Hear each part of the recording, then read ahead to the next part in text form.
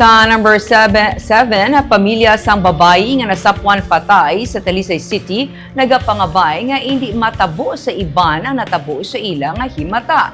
Masakit para sa pamilya ni Carla Kimberlyn de Gabi, ang babayi nga nasapwan nga patay sa Talisay City nga sa pihak sang gindangtan sang ila nga utod, may mga nagabasol pa sa iya sa natabo nga krimen.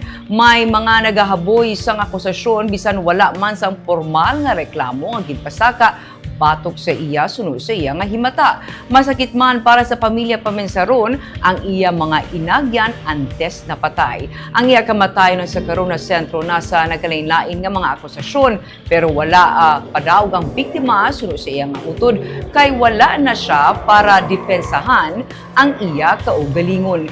Hindi nila mahangpa na kung nga may mga nagakalipay sinatabo sa kay Kimberlyn. Ang pangabay na lang sa pamilya, hindi kuntani matabo sa iban ang gindangtan sa iya nga utod. Padayon sila nga nagapangayo sa hustisya para kay Kimberlyn. Ginatugutan na nila ang autopsy sa bangkay sang biktima para mahibaluan kung ano ang iya ginkamatay. Nasapwan ang iya nga bangkay sa barangay Matabang sa Talisay sang Domingo sang aga nga wala na sang pang-idalom nga panapton.